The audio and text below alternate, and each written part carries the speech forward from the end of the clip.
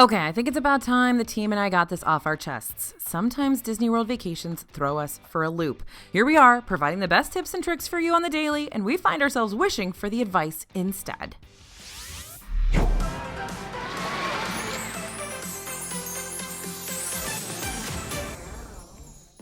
Hey everybody, it's AJ for Disney Food Blog. Today I'm talking about the times we barely survived Disney World. It's okay to look back on these memories now and maybe laugh about them, but at the time we were not okay. So instead of pouting over what happened to us in the past, I'm using these personal experiences from DFB reporters, writers, editors, and myself as cautionary tales for the rest of you. That way you'll know what not to do or what to do if you wind up in similar sticky situations. Quick warning, when I say I'm going to talk through rough times, I mean really rough times. So if you have a sensitive stomach when it comes to hearing about others getting sick or having to handle other bodily issues, proceed with caution. Now that I've got you thoroughly hyped for this video, let's get started. And of course, the best place to start is with food poisoning. Starting strong here. You know the severity of the situations I'm going to be talking about today. A couple of years back, one of our writers got food poisoning on her Disney vacation. Now, I've had friends and relatives get food poisoning on our Disney vacations as well. It happens a little more often than I would like to admit. Her travel group was supposed to jump over to Epcot that evening to go see the fireworks, but she knew she had to bow out before the park hopping began in case her stomach started feeling any worse. Fortunately, it wasn't an all-night ordeal, but an evening of battling food poisoning definitely made it hard for her to fully enjoy Magic Kingdom the next day, and she found herself passing on several rides that she would usually be stoked to ride. So if you accidentally eat something that's not sitting well with you, whether it be from an allergy or an unfortunate case of poorly prepared food, don't push yourself to the breaking point. Don't be afraid to tell your group that you need to recuperate. It's much better to be at the peak of your sickness in the hotel room rather than be caught with the worst of it in the middle of the parks. That being said, if you're really not feeling well and you know some unpleasant times are awaiting you, make sure you have someone come back to the room with you. I know it sounds like a burden. I mean, who really wants to pull their family member or friend away from the Disney magic and instead ask them to take care of you while you're not feeling well? But a mixture of food poisoning plus an afternoon in the Orlando sun can cause people to pass out if they get really sick, and that's scary enough as it is. I can't imagine having to handle that situation all alone, so it's good to have a reliable buddy to make sure you get back to the hotel okay and to sort of keep an eye on you. Once the worst of it passes, try to give yourself a chill day after instead of diving straight back into the parks. If you've got extra days to spare, maybe use the next day as your break day and spend it relaxing by one of your hotel pools. Or if you're starting to feel back to your normal self by midday, hit up one of the parks for half a day instead. You may have to push your plans around a bit and adjust your park pass reservations, but it's better to add some flexibility to your schedule rather than jumping straight back into a 20,000 step park day after being sick the night before. Be transparent with your group. Figure out a plan B. If there are enough people in your party, consider splitting up the group so that those who still want to hit the ground running at the parks are able to do so. But now, what about medicine? If you didn't bring stomach meds ahead of time, you can find them ASAP in the resort hotel gift shops. As it turns out, you're not the only one who's dealt with tummy troubles on a Disney vacation. If you need to replenish electrolytes fast, the soda machines in the hotel hallways are usually stocked with red and blue Powerade. They're pricey, but they'll get the job done. And Disney hotels with food courts and gift shops with fridges may also have Powerade or Smart Waters, which do have electrolytes available for a quick hydration solution. Funny enough, these same types of tips can be used for someone who's had a bit too much fun drinking around the world, so, it's all food for thought. And definitely something to prepare for ahead of time. This is another reason why we always tell you to build in sort of a flexible day, because you really just never know what's going to come up when you're on vacation. Ooh, no pun intended. Okay, another time we barely survived Disney World, breakups. Now, I found it bizarre that this was something that came up multiple times in our DFB brainstorming session for this topic. We have reporters and editors with teen children that ended up breaking up with their partners in the parks, making it incredibly awkward for everyone else in the travel party. We have writers that have been broken up with in Disney World. I can't imagine why. They're all just lovely and delightful people. And we even have someone on the team who witnessed a breakup in line for Spaceship Earth. Yikes, talk about a sour moment. Listen, if you're at Disney World with your significant other and you're about ready to call it quits, don't do that yet. At least try to avoid it as much as possible. I know I can't speak on all situations, so I can't give you a universal solution here, but as a general rule of thumb, try not to do that. That's going to spoil the Disney parks for not only you and your ex, but also the people you've decided to travel with if you went with a larger party, and that's super awkward. If this is something that you feel needs to happen, though, first, wait till you get home from your vacation. Be respectful of both your privacy. Second, take take a breather and try to figure out if you're dealing with a tense episode because you're both hot and cranky from navigating the parks for several days in a row, or if there's a bigger underlying issue at hand. Sometimes arguments break out that could have easily been resolved under normal circumstances, but the tensions are high because everyone's tired and hungry and spending too much money. Third, just know that traveling around Disney is one of those situations that is really going to put a relationship to the test. Though this is the most magical place on earth, so many factors can crack that happily ever after facade and put a strain on a relationship. So be open with how you're feeling. Perhaps some honest communication can help mend a situation that's rather rocky before it completely crumbles. And also, of course, don't go to Disney World unless you really feel like you're in a solid relationship. I mean, if you're brand new dating, this probably isn't a great vacation to take together. That's just my advice. Now, if you're the one being broken up with, that's a huge bummer. Don't let it ruin your memory of Disney for good, hopefully. After the vacation, take some time to distance yourself from the parks, and in time, your heart will heal and you'll realize you were with the wrong person at a very wrong time. Eventually, you'll be able to return with the right people and make new pleasant memories to help mask the hurtful ones. Believe me, we've all been there. Now, if you didn't break up with somebody and in fact you got married to them and you had a baby, that's where we are now. Not bringing enough diapers. How was that segue? Was that authentic? Genuine? Does it make sense? Okay. Are you ready for this horror story? One of the DFB editors had an unpleasant wake-up call at 3 a.m. after the final day of one of her Disney trips. Her child had an upset stomach and not only soiled their last pair of clean clothes, even worse, our editor realized she hadn't packed enough diapers. So in the middle of the night, she found herself leaving her kiddo with her husband and getting a taxi so she could head outside the Disney bubble to a big box store that stays open 24/7 to get more diapers and a new pair of clothes. Then when she returned to the room, she washed the soiled clothes by hand in the bathtub. Needless to say, she did not get a whole lot of sleep before her flight back home. Now, this is something that our DFB editor had to do years ago. Nowadays, thanks to the wonderful world of technology, if you find yourself in a similar situation on your Disney trip, you don't have to leave your hotel in the middle of the night to get emergency necessities.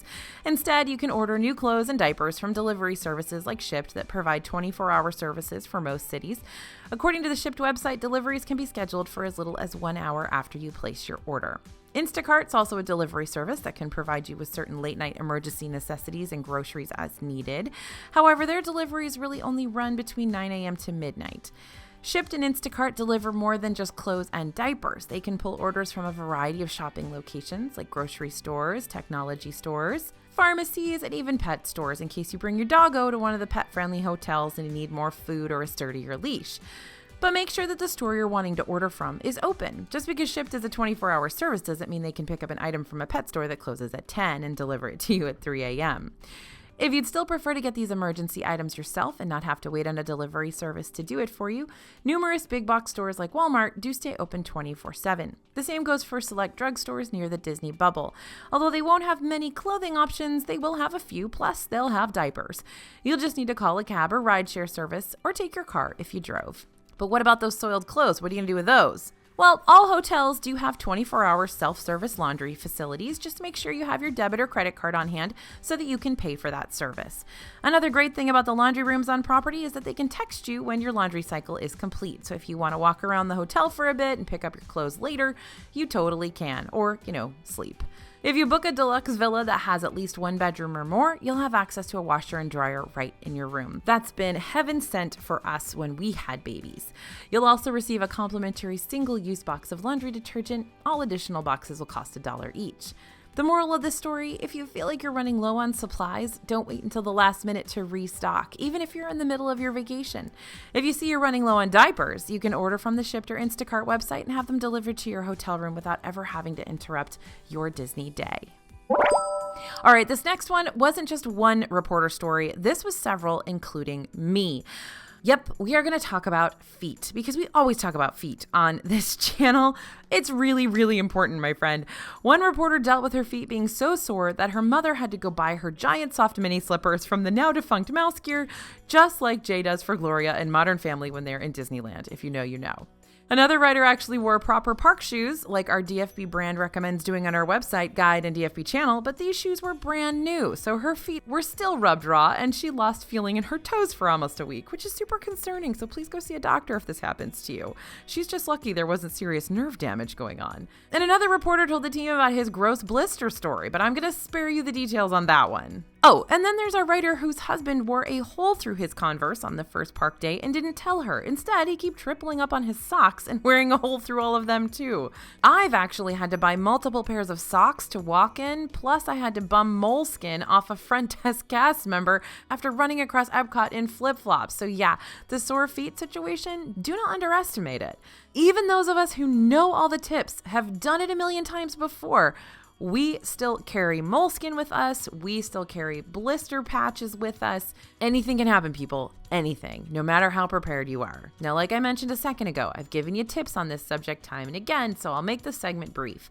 Don't wear new shoes. No matter how recommended they are by our channel, you gotta break them in first. Even if they feel comfy when you first start walking in them, they will not be broken in yet. You will not be comfortable 2, 3, 4 hours in.